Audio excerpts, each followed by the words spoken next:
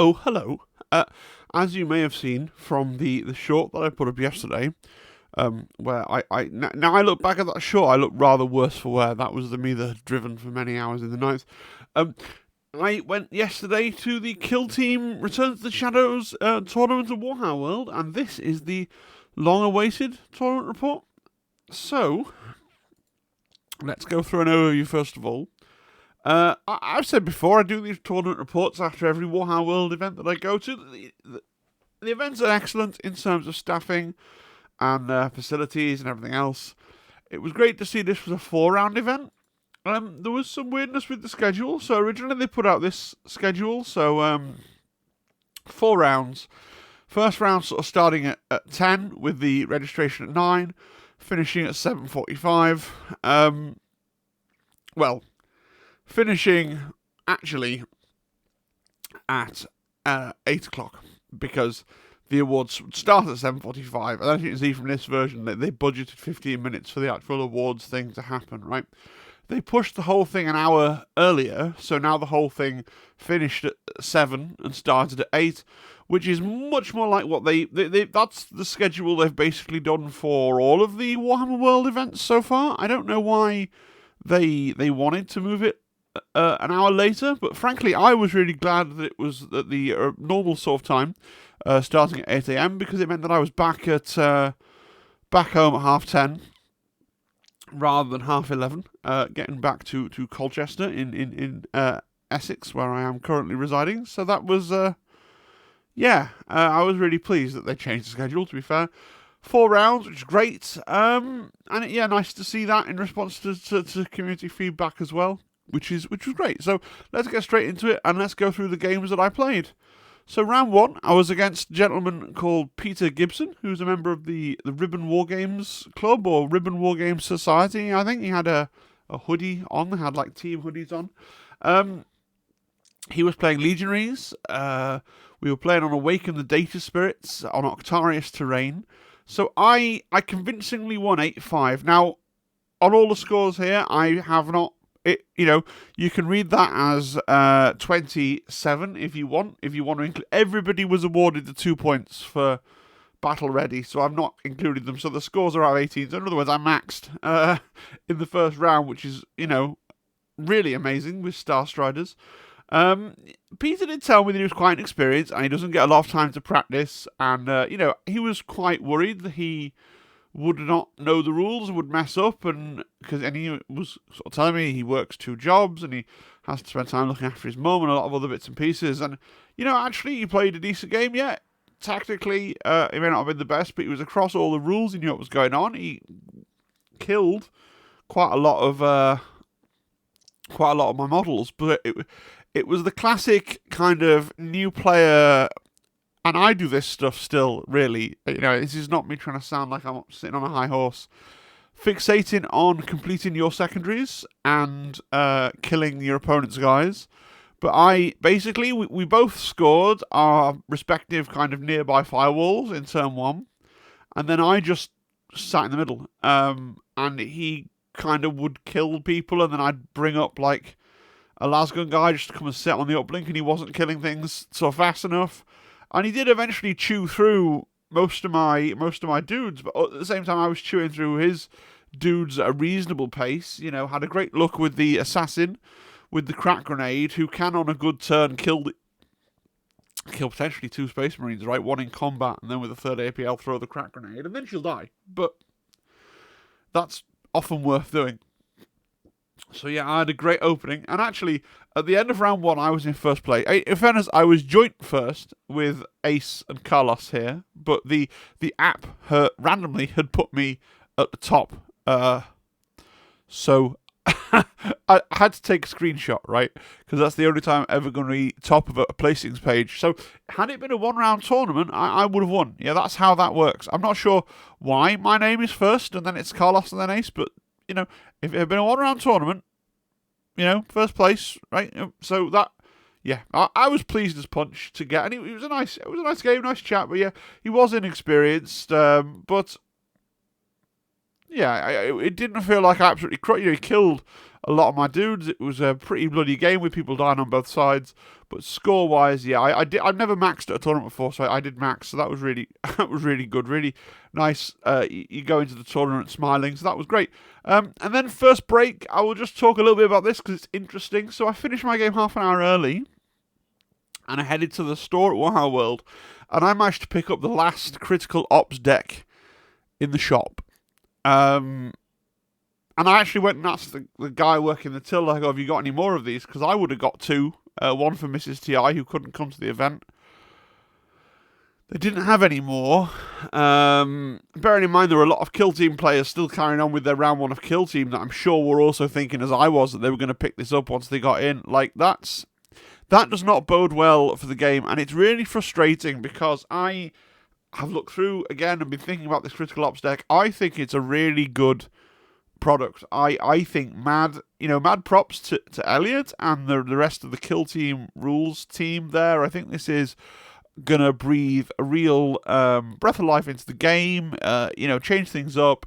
I believe it's going to be an excellent product for the game if kind of Games Workshop PLC, the logistics part, can get the decks into the hands of players, and I'm really worried about that bit now. It's gonna cause a split in the community, not because people don't want to use the new stuff, but because they can't get hold of it. Games Workshop is it's ridiculous. You've got a company here that is worth more than like British Gas, right? You've got a company here that's worth as much as like, I was reading something in the Financial Times the other day, they're worth as much as like Currys and Pets at Home and another massive UK retail chain all combined. And yet they really struggle when it comes to printing enough cards. So I really want, like, mad props to the creatives in the design studio who came up with the rules behind this, but the logistics and the crates and the vans and the ships and all that side of things, that needs to get sorted out at Games Workshop. We need to have these cards need to be, permanently in stock in every Warhammer store. They need to be going out to FLGSs in boxes of 20 and 30.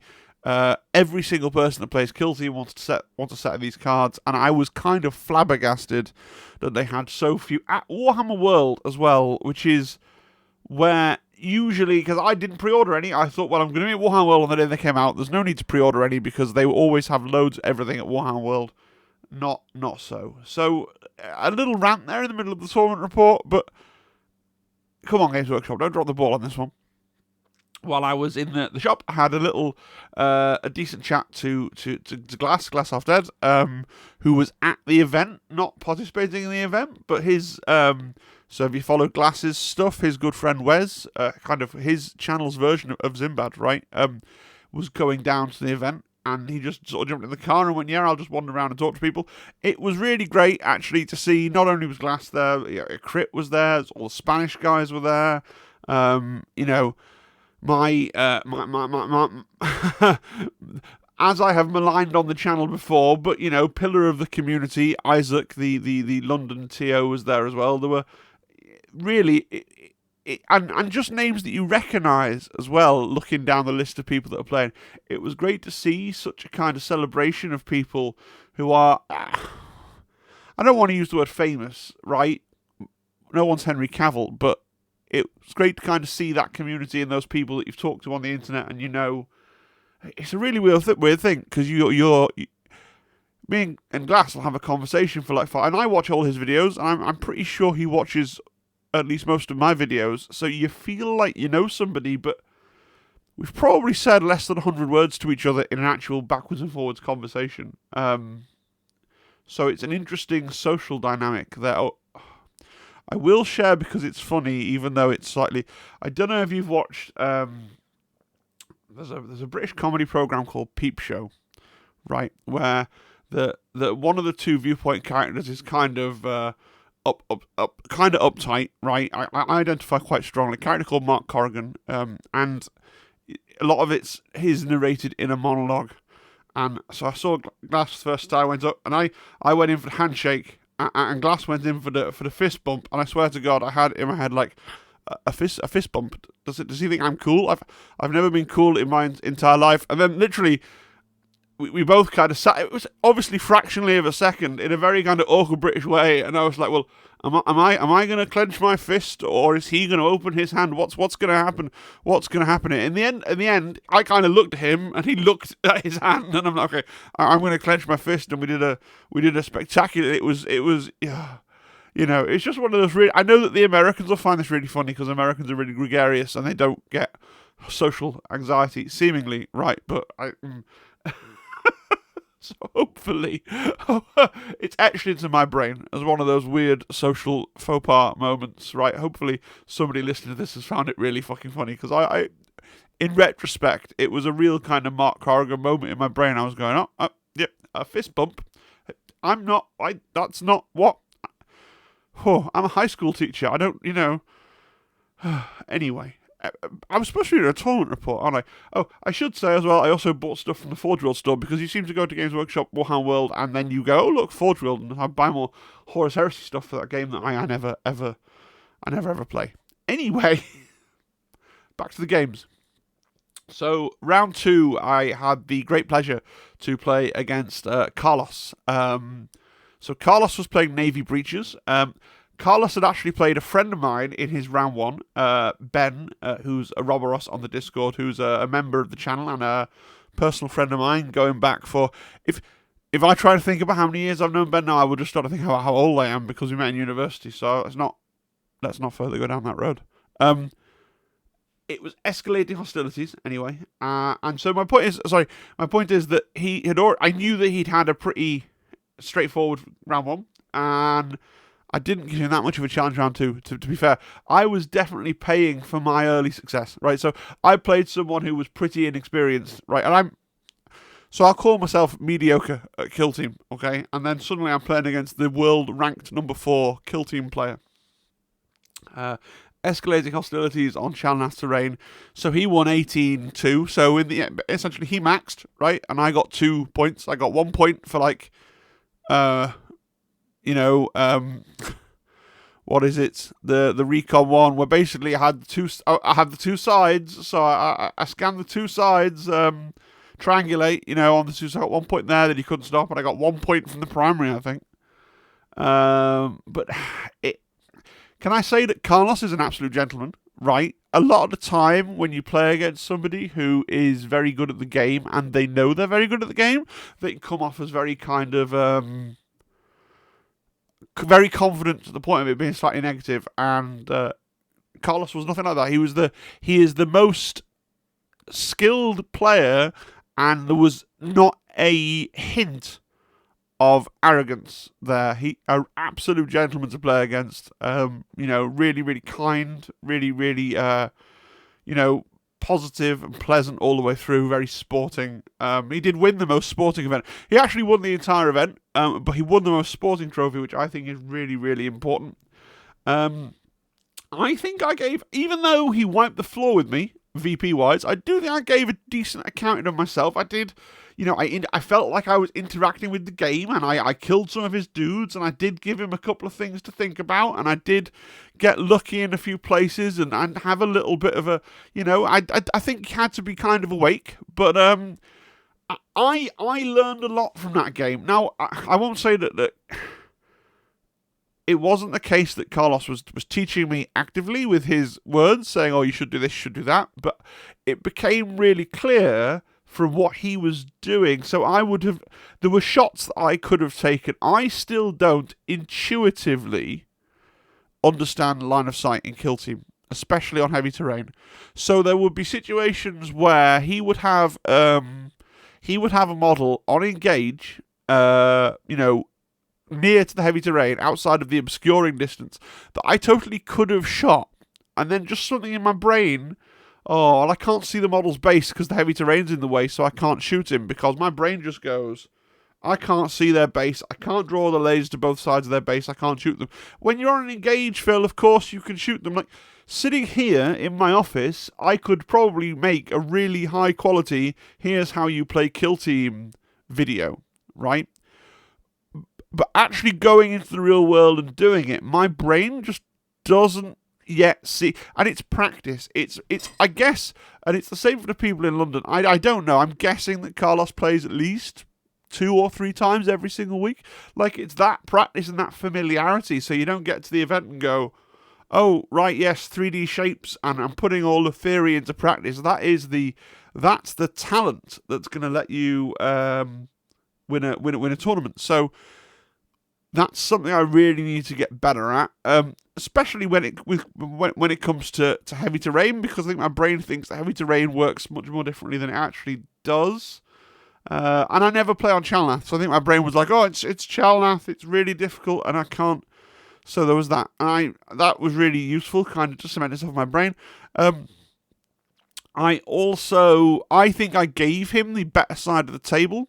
So at Warhammer World, on their how to explain this, on their Chalnath table, if you're familiar with the Sisters of Battle range in 40k, the Sisters of Battle have a terrain feature in their codex. I've got one up here on the shelf.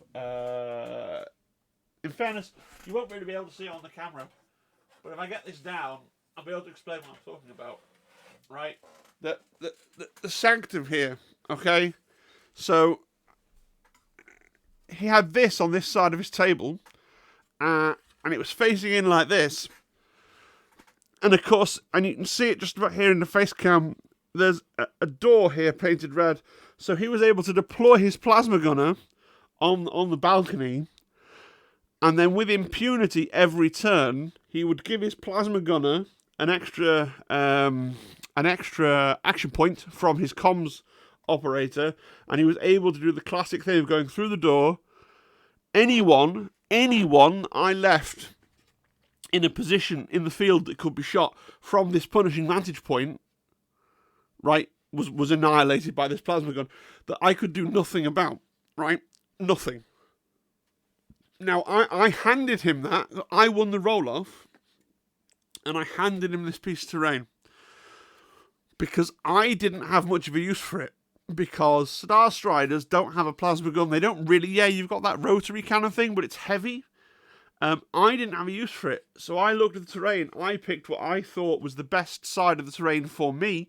I don't know whether it was, but what I didn't kind of think about was which is the worst side of the terrain for my opponent, if that makes sense. Right? So I picked which one was the best for me. I didn't consider which side of the terrain was the worst for my opponent. So that was the second thing that Carlos reminded me of.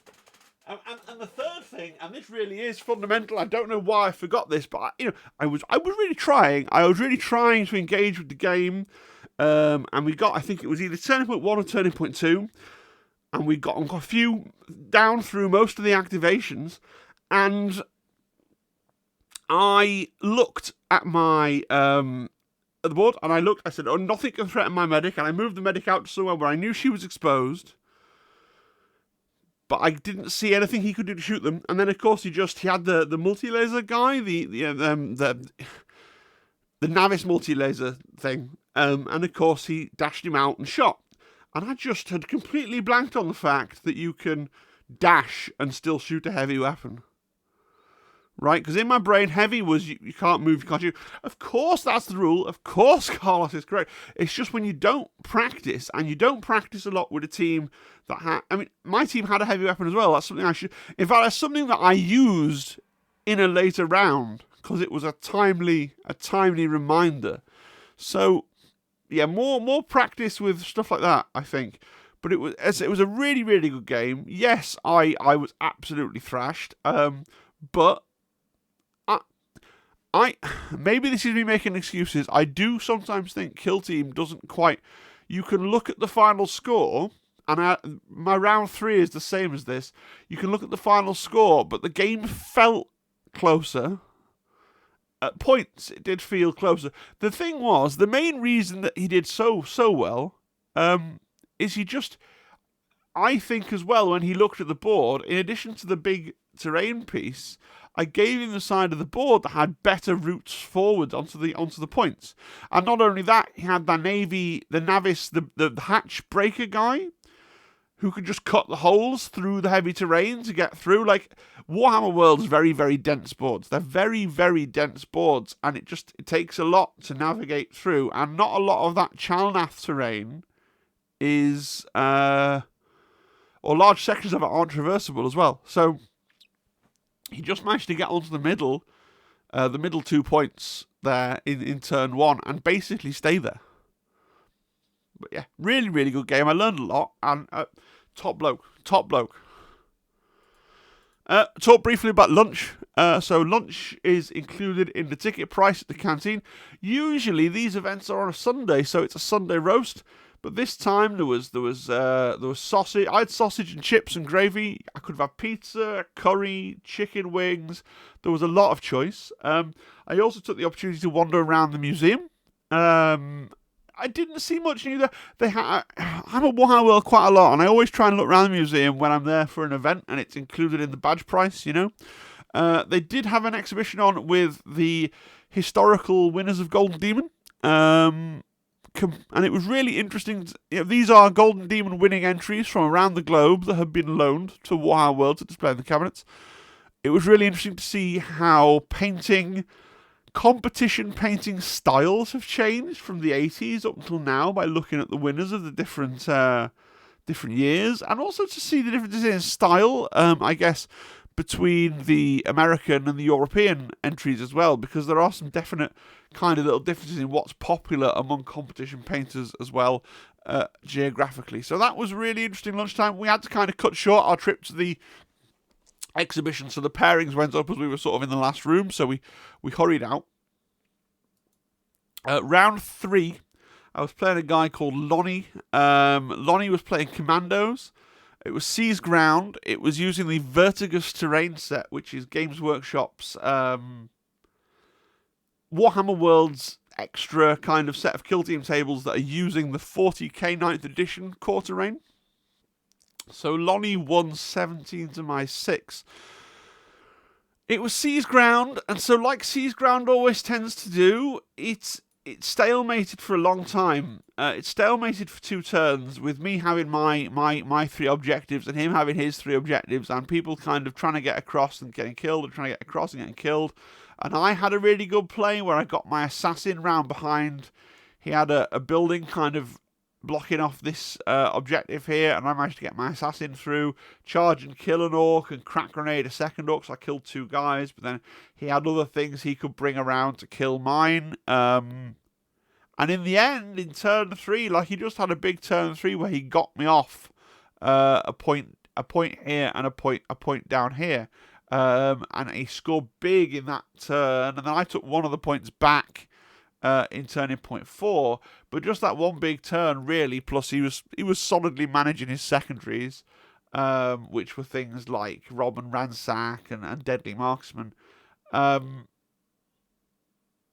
Yeah, that he did really quite well. He did really quite well. But it was a closer game than it looks like on paper. I definitely felt up until the end of turning point 2 that I had a decent chance of winning the game, and then it just all swung around in turning point 3. So really enjoyable game. Really enjoyable opponent. Yeah, I enjoyed it. I think my only real lesson I learned from this one is that I do struggle with things like Deadly Marksman, Rob and Ransack, to make sure that where my opponent is basically just trying to kill my guys, trying to learn those, well, it's pointless, isn't it? Because I'm moving to new sets of TAC ops. But in principle, it's not pointless. Trying to learn to care more and understand more what my opponent's TAC ops are, so I can try and stop them scoring the TAC ops, right? Yeah. And then there was another break. I haven't got a slide for another break. I went to Bugman's and drank a Coke. That will be the entire slide for the next break. And then there was round 4 versus Beric. So Beric was playing, so second game in a row against Commandos. That's okay. It was Awaken the Age Spirits again, so it was a game for me of repetition, and it was on Chalnath terrain. I won 17-11. So, or if you want to put on the 2 points of painted, that's 19-13. This was the most nail-biting game of the event. It was really close, as it should be. You know, because the The Swiss has done its thing, right? And you've been matched against someone of your approximate skill level, right? Beric was full of energy and conversation, whereas by round 4, I was kind of communicating in semi-verbal grunts. I think, like, I know because Ed tells me incessantly on Discord and in the comment section of every tournament report how important it is to do 4 rounds, because then you get a true winner and this, that, and the other. I'm like, yeah, that's true. But personally, having driven down the day before, and I never sleep well in the travel lodge, I was kind of flagging by the 4th round. I was like, oh, yeah, okay. And I still managed to win, so that's good. Maybe, I think it's partially, if Beric hadn't been so engaging and talkative, and he helped me to focus on the game, basically, by waking me up a little bit. So then I managed to go in to actually win, which was good. It was funny, though. By the end of the game, I literally had only a couple of lasgun guys left. So, yeah, I'd maxed the primary, which I think is all easy to do on Awaken the Data Spirits, right?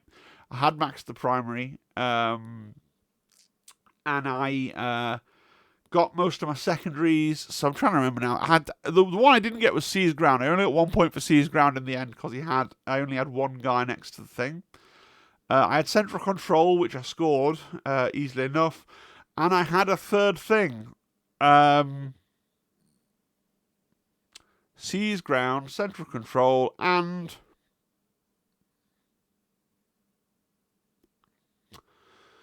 whatever it was, I scored it. Oh, no. Yes. No, this is a story. I took the faction tack-up where you run around with the Electro Priest and do the extra action on the objectives, right? Because you can do that on a firewall and then pick up the firewall, which is quite fun. And the firewall's pretty near to you, so I did it there. And then I scooted up to uplink B and did it there. And then I had him on uplink B doing his, well, if you come near me, you get Mortal Wounds aura, and that helped keep that safe for a while. So that was really good. I quite like the Electromeister. Yes. So it was a good game. A lot of death. Real nail-biter, real close game. And that was round 4. So the final scores. So let me try and pick out some highlights here. So let's go for... obviously, we got Carlos up here in first place. I'm just trying to pick out people. If I don't pick you out, it's just because I'm trying to pick out the people who are kind of interest to the wider community. So in 5th place, here's Ace. Okay, now I do know like Ace and Carlos had to play each other in round 3, which is why Ace has a loss, right? Rough, right? I mean, it's a Swiss working as intended.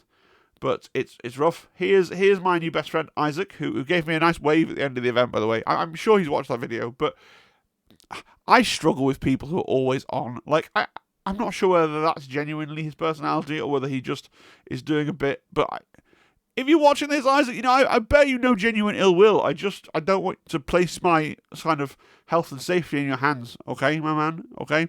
I don't want this to become like a thing, right? Again, he did really well. He lost his last game was to Ace, so I kept track of what went on there. So he actually had all wins until he found Ace and then got crushed. Who else have we got? Who people will know? So this is Crit. This is Crit. I don't know who his loss was to. I'm sure Crit's going to put up his own like after action report for you. Okay.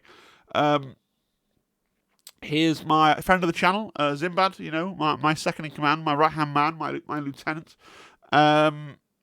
He will be gutted to be one completed secondary below Crit. I know that for a fact. Like, I know he'll be like, oh, if only I got one more secondary. Alas and alack. But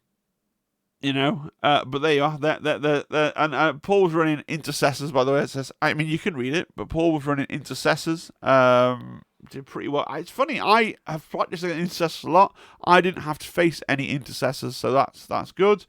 Who else is of interest.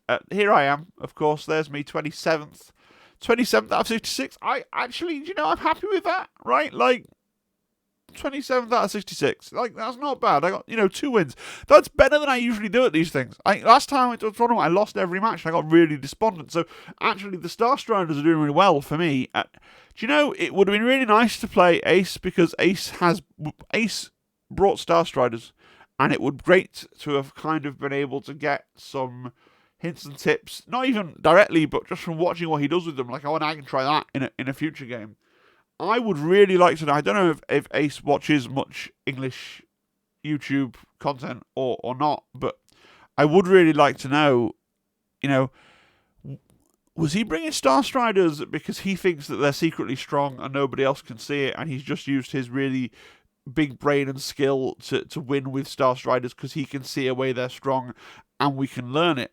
Or is it like a flex where he's saying, I am so good at the fundamentals of this game that I can play with a team that is worse, right? And I can still come fifth.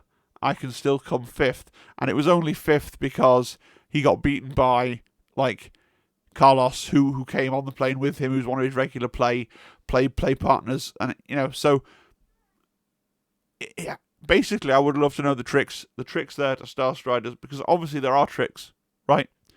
There are a few other names that I kind of recognise from previous events. Like, I'm sure I've played against Peter Worsley here before, and I'm sure I've played against Matt Goldington before. Like, it's just nice to see the same kinds of names that pop up when you go to these events. I think they're both London guys. I'm sure I've either... and others, I'm sure I've seen the names before. Like, I'm not actually the best with names, which is crippling for a teacher. There's definitely people who've played against as well a lot. There's a guy that came up to me and said, I played my very first game against you in the very first tournament. And I remember the guy, and I remember his face, and I remember the game. I don't remember his name.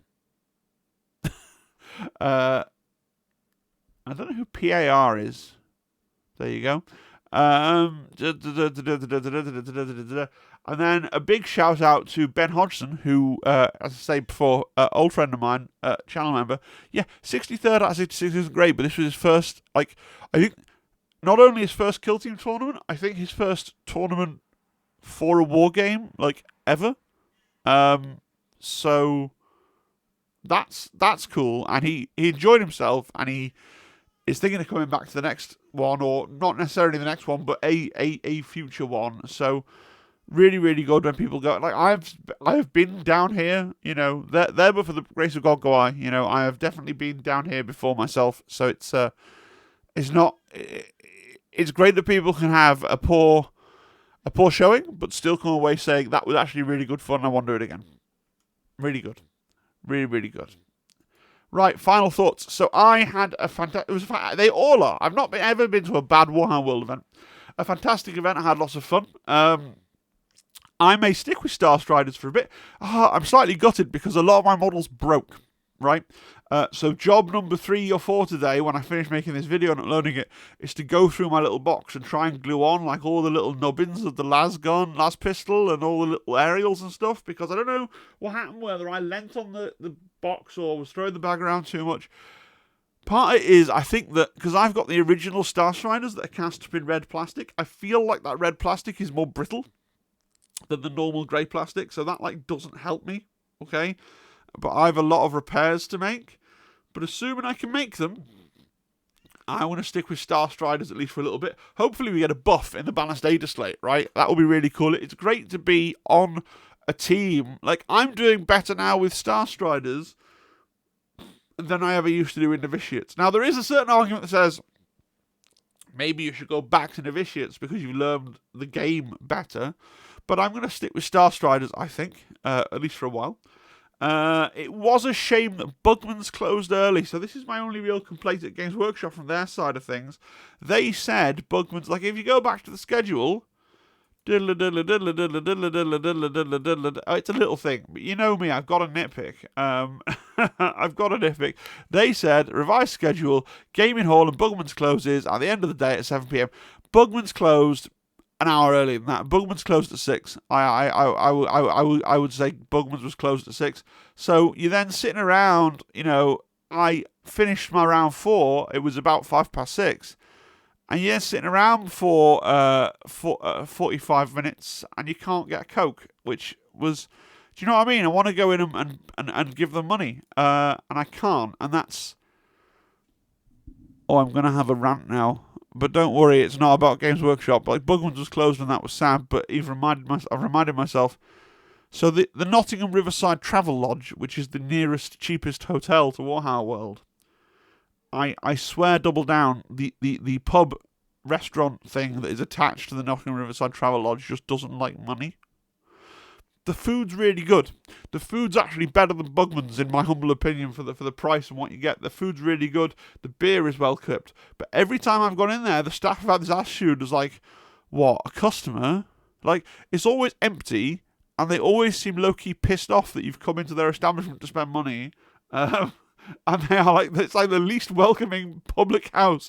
I mean, it wasn't like a Western Saloon or the Hills Have Eyes style of, like, it's a chain pub restaurant thing, but I can't work it out. They seemed affected. I came in at 9 o'clock's a little late for one dinner, but I came in at 9 o'clock and I was like, oh, been dry, table for 4. Given that they had a sign saying, like, please wait here to be seated, and you got a table for 4, she looks at me as though I've got 6 heads and go, oh, we've only got carvery left and we're taking it off in a few minutes, and just have to very quickly, so, and it was Friday. To be fair, I'm a Catholic. I would have quite liked to get fish and chips or scampi or something like that, but that carvery was what there was, so okay, fine. I'm not going to make a song or a dance about it, and I was starving, so I had some turkey. It's fine, I'm sure. And they just seemed really pissed off that I was in there trying to pay them 10 quid for some dinner. Like, and I've had other run-ins with that establishment. The very first time we did a tournament, we tried to have breakfast there rather than in Bugman's. And again, you turn up at the posted opening time saying, right, I've come for my breakfast. And they look at you as if to say, oh, what? There's nobody there to open up. They don't want to be there. They don't know what's going on. So, I don't understand. I think they just want to do, like, 4 p.m. to 6 p.m., family pub lunches, and that's it. And if you come outside those times, they don't really know what you're about. So that's my rant about the Nottingham Riverside Travel Lodge's attached public house. I will be back in Warhammer World for the Critical Strike event on the 11th of February, 2023. I will not be going to Kill Team Shadows of War on the 31st of March because it's on a Friday. I'm sure both of those two are sold out, so I'm sure lots of people want to go on a Friday to play Kill Team, but I'm a teacher, so I cannot book holidays. Right? I cannot book holidays, so that's not gonna be a thing. And then Warhammer Fest. Yeah, absolutely, I'm going to Warhammer Fest. It's at the end of April. There are still tickets available for Fest. I know it's more expensive and stuff. It is it's a 3-day Warhammer Fest event. It's a 2-day tournament. You can still get your tickets. Actually, if you're not bothered about the premium goodie bag, the tickets are quite reasonable as well. And yes, potentially you've got to get a hotel, but if you can find, Mrs. T.I. is coming to Fest because we're staying with my mother-in-law who lives like 45 minutes away from the venue. She lives in Stockport, so that's really good. Yeah. So those are the next 3 events coming up. At some point I will stop being a coward and go to some independently run tournaments, but Warhammer World's just safe, isn't it? It's just like if somebody is going to be weird and obnoxious, then there's loads of staff there to sort it out. So it feels very kind of like, yes, it's comfortable. It's a bit corporate. It's a bit Disneyland, I guess you could put it that way. But there's always this thing, right, where if you go to an event at a FLGS that is not your local FLGS, and it's just full of the people who basically live there, and then there will be that Hills Have Eyes or moment where they just all look at you and you're like, hello, I'm here to play some Kill Team. And they're like, this is a local shop for local people, etc. Mixed metaphors. Right, that's enough rambling. I stopped talking about the tournament about 10 minutes ago. So I hope you enjoyed the video. please do leave me a comment, especially if you're one of my opponents and you've come across it. I'm always really interested to know if you were at the event at all. I'm always really interested to know the perspective of other people. I'm sure that Crit will get his own tournament report up in the fullness of time. Oh gosh, no, I've forgotten loads of important things I have to say. The people who hang on until the very end are going to get so much extra stuff now. So, number one, we were given some free gifts. I've got some Kazakin dice for Kill Team. They're hideous, but they do have a £20 value, so that's good. 2 more packs of the Kill Team card sleeves for the non-tarot size, the standard playing card / Magic the Gathering size packs of cards, and another set of the dog tags that they made as a promotional item when Kill Team first launched. And the other thing was a piece of errata. I don't know if this is going to appear in an FAQ or a balanced data slate, but certainly for Warhammer World events, they've decided that Star Striders, the orbital bombardment, the off-board support, you do get the benefit of Vantage if you're stood on a vantage point, and you use that ability. Like, I didn't ask about this. I was just going to play it as if I didn't get the benefit, because I'm pretty sure rules written it says that you don't get the benefit of vantage point. But the judge actually came around to my table and said, look, we've been asked this, we're ruling it the same way for all the Star Striders players. He'd obviously gone on the list and looked at all the people who are playing Star Striders. If you're on a vantage point, then you can see people who are concealed behind light cover for the purposes of calling down the off-board artillery strike. So that should have been a slide really by itself, and I just casually remember it right at the end of the video. Yes, because that's the kind of production quality that you've come to expect from Tabletop Impulse. I'll be lucky if a third of the runtime of this video now is not on the final thoughts slide, but again, that will be really on brand. So, in summary, I hope you enjoyed the video. Please do all the YouTube things, as I already said, I think, to comment, subscribe, like. If you would like to pay me money every month, then you can press the join channel button. It's grey. It does really help. It gives me a warm, fuzzy feeling. And there's a special... Even if you don't want to pay me any money, if you click on it, there's a special video that plays for you, and you can watch that and go, I've seen some extra content, and then leave. And then you're stealing. So that's good. Yes. Good. And join the Discord. Cheerio. Have a great day. Bye-bye.